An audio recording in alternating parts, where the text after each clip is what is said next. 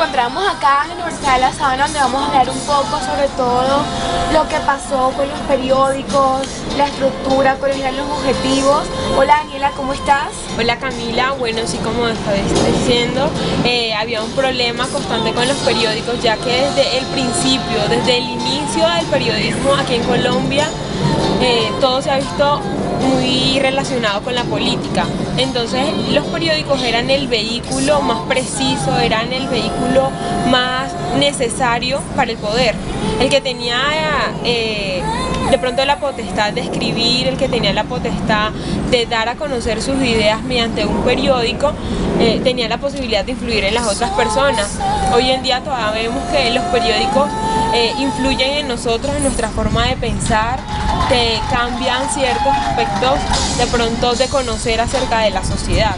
De implementar como ciertas, no como de pronto cambiar ciertas actitudes o cosas, sino como de mantenerlas. Yo pienso que tal vez esto lo del periódico a lo largo de la historia ha sido como un elemento fundamental para difundir ideas y mantenerlas, porque si eso es siempre lo que se ha querido, tener como cierta manipulación, ¿no? Sí, desde un principio, como te decía, por lo menos el ejemplo de Antonio Nariño, él siendo un periodista, pero tenía tantas ideas políticas y por medio de la bagatela, derrocó a un presidente, a Jorge Tadeo Lozano. ¿Por qué?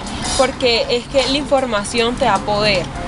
Te da la soberanía al pueblo. Es que la información es fundamental para cualquier aspecto en toda situación, en un caso judicial, en un problema de salud. Claro, y cuando una todo. persona lee para informarse de algo que está aconteciendo en la sociedad y el periodista hace su propio comentario o el periodista cuenta el cuento, perdón la redundancia, pero pues es así, es el cuento desde su punto de vista, y cuando uno es subjetivo, pues tiene en cuenta de lo que yo estoy pensando, mis valores, mi ideología política, entra mucho ahí a jugar. Entonces, ¿qué pasa? Que durante todo el periodo de la historia de Colombia, cuando estaban los conservadores, pues ellos eran los que querían dar a conocer sus ideas. No, el Estado tiene que estar con la iglesia.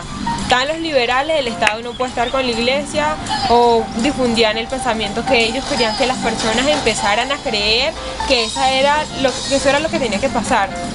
Bueno, y esta problemática, ¿cuál era el fin en sí? ¿Qué estaba pasando? En sí lo que estaba pasando era poder, o sea, todo radica en el poder.